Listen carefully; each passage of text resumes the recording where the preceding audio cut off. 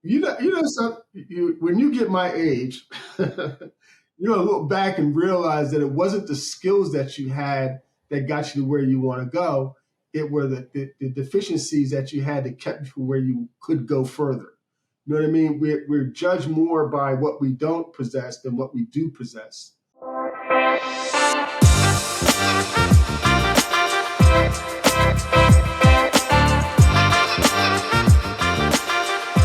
Hey everyone, welcome back to the Intelligent Conversations podcast. Today, I have the honor to learn from Walter Holmes.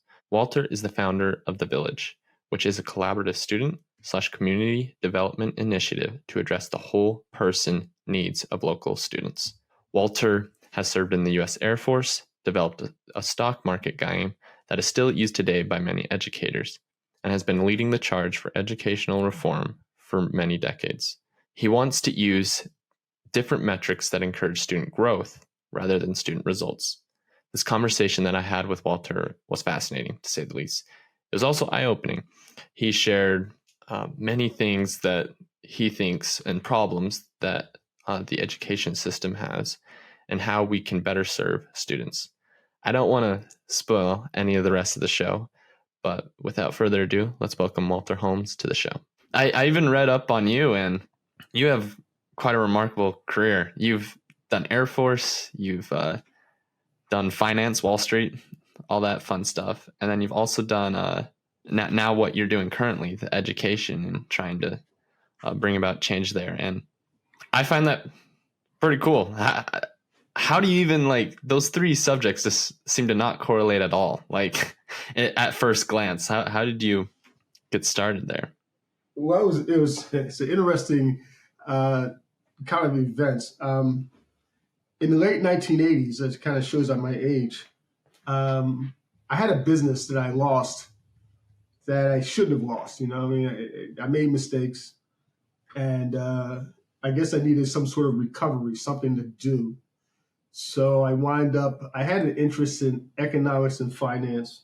So I wind up doing this research paper about economics education and how to learn about stock market investing. And it's one of those skills where you learn by doing. You know, it's repetitive. There are things that click when you hear things and understand how stocks are going to react to certain news, that kind of thing. And it reminded me of a model that I had in college where one of my professors, had the entire class divide up a period of time, and everyone had like 2 weeks. Oh, wow. And everyone studied what happened in those 2 weeks. And I kind of did that in developing the Wall Street Whiz. I don't know if you got a chance to play the game. I did not. I wanted to, but It's off the chart. You're going to love it. It's off the chart. So once I did that, suddenly I'm immersed in education. You know, I worked with school districts, the Philadelphia School District for one. I was working with sponsors to get it into schools to be paid for. And I began to understand the challenges that school was having, you know, and how I don't think it was actually serving our youth the way it should be served. They should be served. So I kind of got into that. And then on the flip side, I was in the military primarily as a reservist. So I had a life outside where I owned the Fifth House company, the company of Fifth House. But what we were doing in the military was quality management and human resource development. Human resource development was basically the affirmative action things that were done in the late 1990s, and today it might be called DEI. Mm-hmm. But it didn't seem like they were serving a large portion of the students well, because a lot of it's tied to economic indicators that are uneven across the board. So getting into what I was doing in the military, which had to do with structure and assessment, I began to apply that in education. And when I did, I found out that education and the movement of students through education can be evaluated in three different ways: a standard, a value, or a rate. And a standard, as you know, is standardized testing. Mm-hmm. Rate of development is a growth model. So I was promoting a growth model student assessment where, rather than looking at students growing to a point where they're tested to see if they attained what was supposed to be attained by that time frame. Growth model looks at every student individually and then projects where they should be at a certain amount of time, and then is able to do the analysis of what it will take to get that student there. So as an analysis model, it was much better and more individualized for the student. It wasn't until 2005 that Dr. Margaret Spelling, the Secretary of Education for George W. Bush, I think yeah. Approved the growth model, but no school district or education system has ever adopted one. So I was kind of surprised, but that's what I've been doing, and that's what we're creating now in community-based education, because we have a model to evaluate kids through, and we can actually now make a link to education, public education, in ways that weren't done before, such as cognitive development, whole person student development, those kind of things, which I think are more important than the academic attainment that they get in testing. Can I answer your question? No, that's great. I think I think you're, again, like, just, I think all those things that you did kind of led you to this point right now, which I think is what you're doing is cool stuff. And this is a question I had while you were kind of sharing that, and that's, how did you kind of come about and find that there was a problem to begin with? Like, obviously, right, we kind of sense, I mean, most people, when you ask them, hey, what's the biggest problem? People say education, right?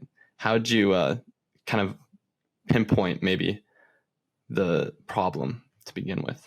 Well, I don't think it's a mystery. I mean, if you read A Nation at Risk, which was written in 1982 by officials with the Ronald Reagan administration, they paint a very gloomy picture of our education system, and all the warnings that they gave, all the ways that things could go bad. It seems like that was a script that was written for us that we followed to the T, where our kids across the world are being judged very poorly against other nations.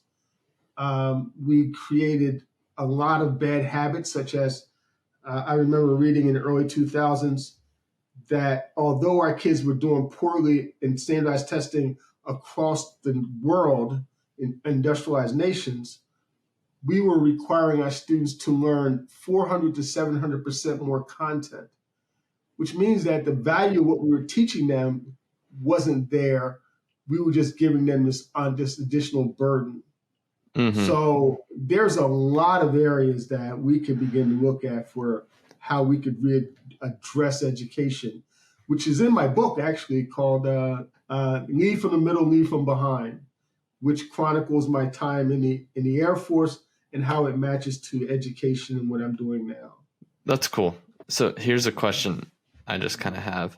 I love the approach of a growth model. I think that, I mean, isn't that why we're here, right? We're trying to grow, become better than we were yesterday.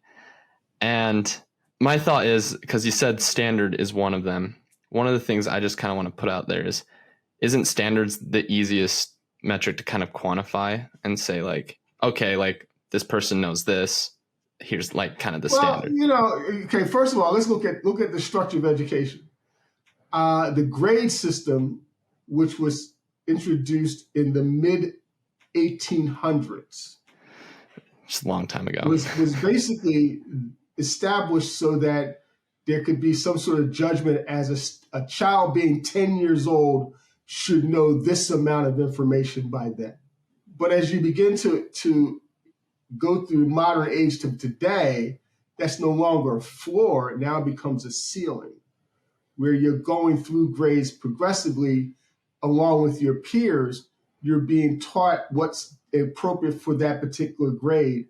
Where you may have excelled in something that others in your class haven't, you're held back because you have to go through the system that way. So I think it's as a growth model, we can create models where after every class, a student could go to the next course or next class that would be the next step in their own development, where in a high school of 9th, 10th, 11th, and 12th graders, I could see a class filled up with 9th through 12th graders who are at the same level at something at that particular time. There should not be a race or a competition among students, which is what standardized testing is. The competition that everyone has is with themselves. Are you a better person than you were yesterday? Where do you want to be 5 years from now? And can you get there? Are you on track? Is the way education should be designed, not a, hey, I'm going to do all this and teach you all this. And then at this date, you're going to demonstrate that you understood everything I taught you. A problem with education also in that model of standards in the demonstration of the skills or things that you're taught is that a lot of times the skill sets you need to demonstrate your proficiency in something are different than the skill sets that you were actually taught. A lot of them are cognitive skills, like presentation skills, areas that aren't graded and can have a direct impact on how someone perceives your understanding of something that they taught you. So there's a lot of gaps in there that need to be addressed in the standardized testing model. Plus, it just could happen to be a bad day that you had when that test came. Exactly. So that one day they want to judge you. No. Also, just one other thing. I was able to teach at some point in public school. The model is I introduce new material Monday. I give a quiz on Wednesday. I give a test on Friday. Student gets 80 out of 100 questions or 8 out of 10 questions right, they get an 80. That tells me nothing about what the student has learned. And also during a school year period in that model, there may be about 25, 30, 35 outcome indicators that I'm going to average out to determine what the student should get as a final grade. In a growth model, the assessments are totally different, where we can create as many as 20 to 30 metric outcome indicators for each activity.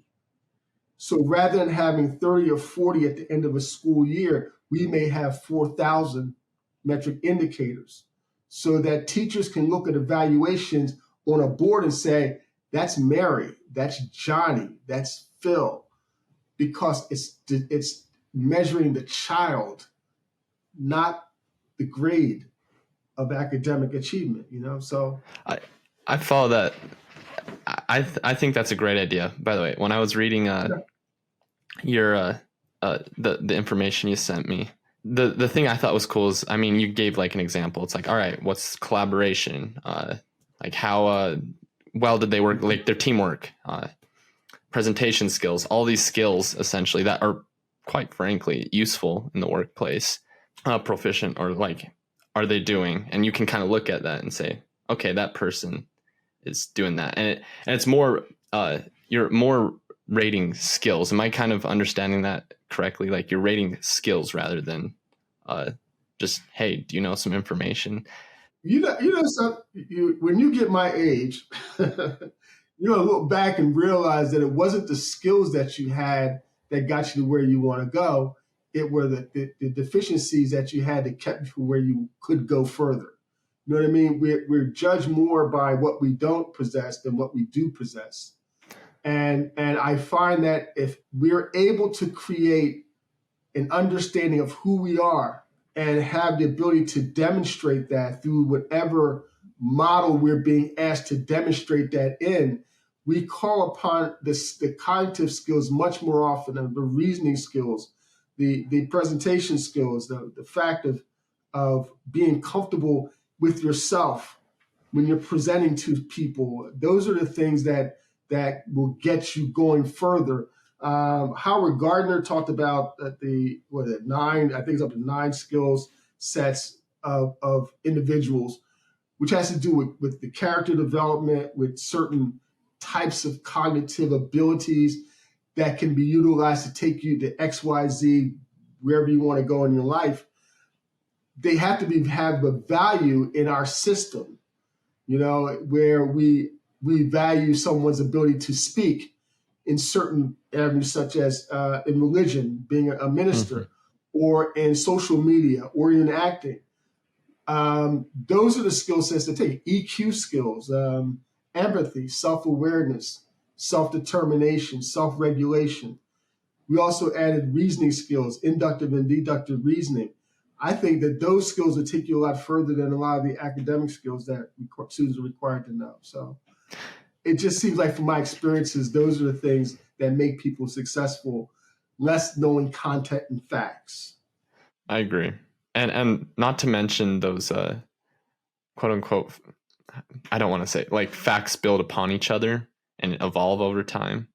So like the stuff that maybe you're learning today, right, 20 years down the road when kids are in school learning this stuff, it may be different, right? And right, the content changes, and maybe we gotta train or like teach how to like essentially adapt when things change. Like it's funny because as I deal with people my age who want to interface with students, there's a lot of stories about how they were able to achieve something, and I always have to laugh because we have no idea what the children are going to go through 10, 20 years from now. They have challenges that we could not imagine as I was growing up. AI, there are all sorts of health issues that are going to come to light real soon when they're even discovering plastic in our arteries. You know what I mean? So things are going to happen that they need to prepare for more than we were when I was growing up. I was born in the 50s. So, that was a really good turning point where we were ascending into a more of an inclusive society. We're going the opposite direction now. Opportunities were growing when I was coming up. Opportunities are diminishing now. So their world has to be focused around something that's totally different than my world was. And that is, they have to work in teams. They have to be able to work together and magnify what they have as people, as communities, because they're going to be invisible by themselves. And that's how it works. So that's part of the community-based education system we're talking about, how we develop a strategy in turning into communities so that someone can walk down the street and see something that needs to be changed and say, I have the methodology to get that done because I'm now working with this group of people to do it. That's where we need to be at. That's what I'm working on now. And what we're putting together has grown pretty interesting. We have something now called Community Public Square, which is going into libraries and churches and community centers where people can come together. And it starts with a strategic plan about where the community needs to be, like a problem or issues that need to be addressed. And then they do a strategic plan. They figure out all the ramifications and all the factors that are involved in it. And then through our web-based system, we're now able to engage hundreds of people in the community, all taking a piece of this strategy to solve these problems. And providing that type of structure, I think, brings it down to a grassroots level where people now can begin to take ownership of their communities, their lives, rather than waiting for someone to come down and do it for them, which is often the case. That's true. It is, right? And so I'm curious, could you just like provide maybe an example like of someone in your like kind of your online group, how they like identified a problem and then went about solving it, and like kind of the approach they did and how they engaged more and more people? That's funny because I was putting one together for Sussex County in Delaware. Is a group of people there. They had issues like food security, gun violence. I'm thinking let me just use those two. So for the gun violence, it led up to the creation of a community policing plan. And a community policing plan, I think, is essential for every community because there are policies and there are relationships that need to be established. Otherwise, you just have people with guns walking through your community. And it has to be a total community for you to address these social issues that go along with it, not just the violence and the parts that you see coming out as the violent parts of the community itself. So I think it's real important that as a community, links or becomes collaborative in addressing this. They have to understand what is the problems of the community, what are the social issues of the community, what's the economic issues of the community. As I taught, I found a lot of kids needed behavioral health problems or issues. And how do you identify them and how do you remediate them? the systems that we have to do that don't work. So there are a lot of factors that contribute to the gun violence that a community policing plan will address.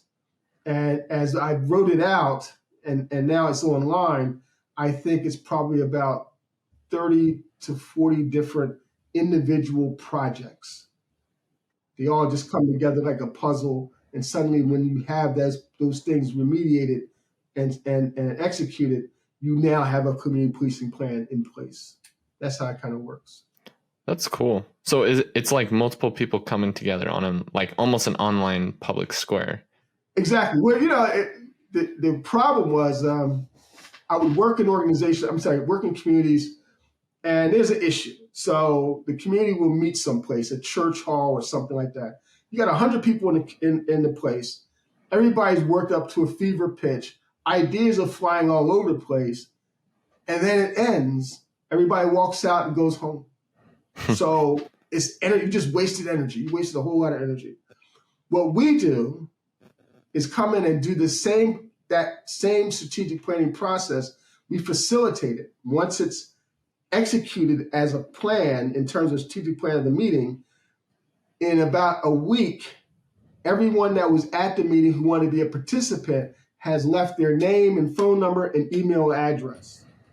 And then from that, and areas that they want to basically participate in the community with.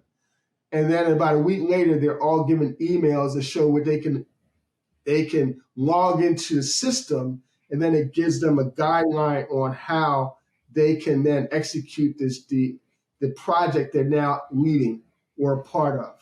So everyone suddenly, from that 100 people in that hall from the strategic plan initially, every one of them is now engaged. And that's how you get people to begin to be part of something greater than themselves, where they see the efforts that they're doing numerically materialize as a result of their effort. It's just something that will motivate people. And I found that that's probably the biggest motivator for how you can get a community to become more collaborative. It's true.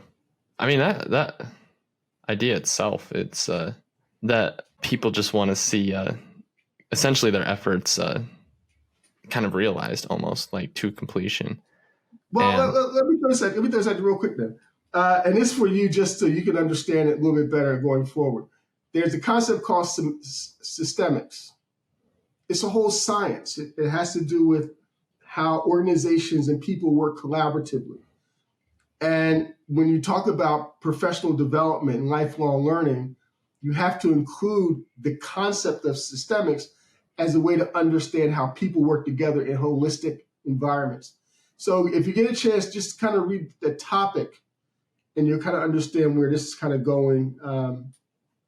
I think it's a good counter for AI as well. So I'm curious though, what is kind of, just put it out there, you don't have to answer, but what is your view like kind of on AI and why it could either not work for us or could it actually help? AI has an ability to eliminate a lot of jobs and positions. I mean, it's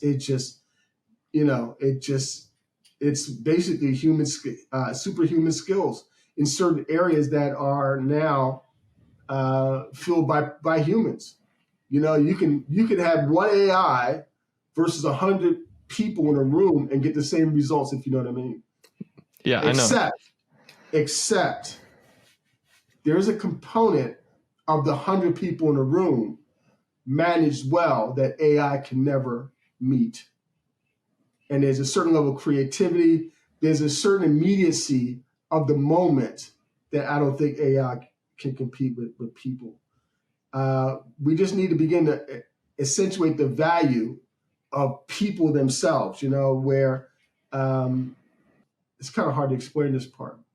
Everything is new, everything is like shiny and brand new. So it becomes the new thing. But sometimes it's better to actually create something that already exists, a wine or different foods or artwork or furniture, or functional things, where those type of investment in human capital yields aesthetic results, I think, that are more important sometimes than the new thing, like the new social media platform or something. You know what I Yeah, mean? yeah. I guess and we have to get back to that part of it as well. There are some things that are meant to last, right, and should last, and there are some things that, yeah, sure, like we want to innovate, we want to progress, Right, but exactly. Yeah, I think we're losing that. We're losing that. We really are. we're kind of like getting on the path of just always the new thing. I Yeah, do we think are. social media probably hasn't helped that, because I mean I grew up with that, and man, I'll tell you, like, just the constant, like, okay, something has to be new, right? But I mean, actually doing this podcast, you kind of realize, like, no, there's some old things like that are really cool, and you just need to keep those, and there's a reason why they're there to begin with, and yeah, build things that are meant to last. You know, one of the okay, this is really interesting because you got me thinking about something. When we're dealing with kids and youth, we're talking about whole person development, and the objective is, in a single sentence, for the youth to achieve mastery of self in their environment. Can you understand what that means? Yeah, so they Because want to. mastery of self is different for everybody. If when you relate to their environment, you have to have that part of it as well. It's a systems approach. So when we look at developing youth and that mastery of self, we want to concentrate on them as what are their strengths and weaknesses. How do we improve their ability to survive? We also look at what's called I forgot what the exact term is, but look at it as a pickup game in basketball. Mm-hmm. You could have a whole bunch of friends with you, and you could have this guy you hate with a passion. Yeah. But with a pickup game, if he's the best player, you're going to pick him first because you want to win, and you don't care about the personal things with it. Imagine kids who want to do something in a community will begin to pick their friends for projects based on their skill sets, such as somebody's really good at writing something, or somebody's good at doing research, so I need to be a part of my team. Those are the kind of things that we want to kind of create that are so far removed from our kids now, in my opinion. And that kind of mentality is we're having sustainable development locally within the community. We're calling community-based education supporting community-based enterprise. Where in Baltimore, we had kids who wanted to do something about blight in the community. So Baltimore has an excessive amount of abandoned homes. And on top of that, the homes have been ransacked where anything of value, the piping is gone, the moldings are gone, the things that are made of value. So it becomes just empty shells. So what we were doing in Baltimore was to create some sort of wealth or enterprise. We were converting these buildings with solar panels on the roofs. We were getting water capture systems, energy generating systems, batteries, and then we were getting PVC tubing and creating vertical gardens. So the objective was to create a vertical garden system in all these abandoned homes that would be self-sustaining off the grid.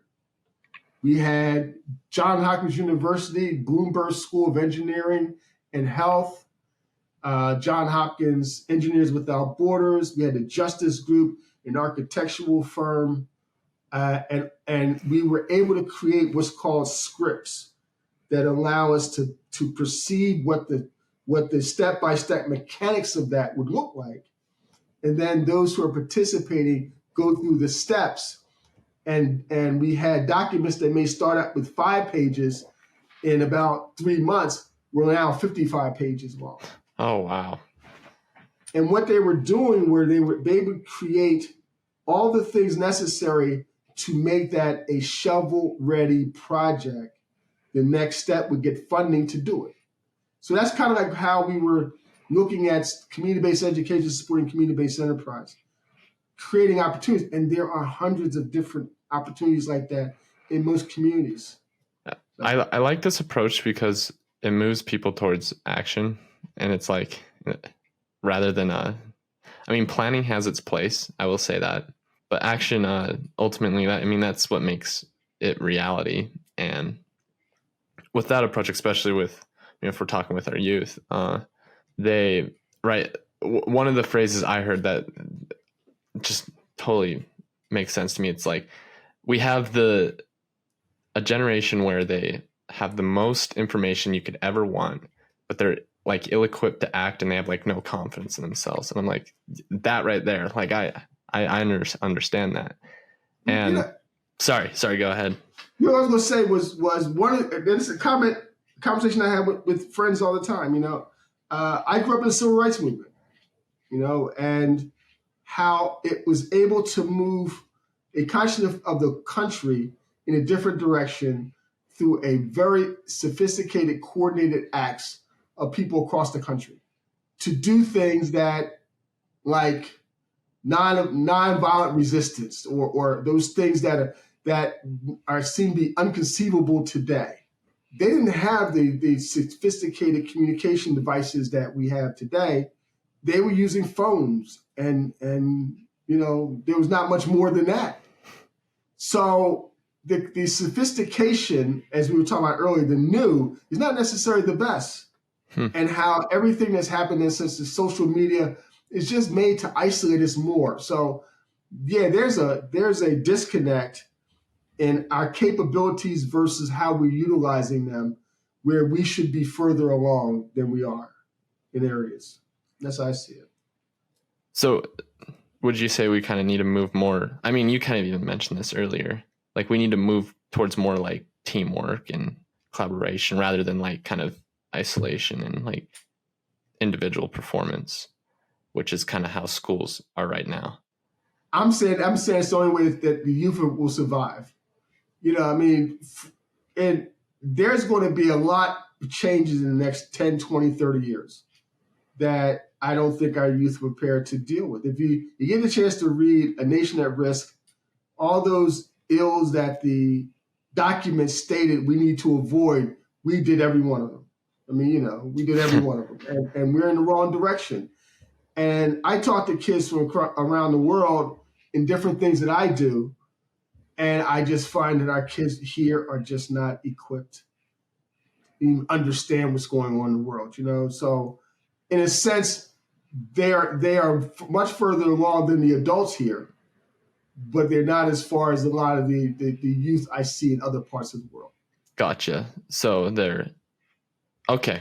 I see what you're saying now. So it's more of we're lagging behind other countries, and we need to essentially find another way to try and develop some of these things that we need to. Yeah, you have to remember that opportunities aren't going to be as available to the youth as they were before. Investment's not available.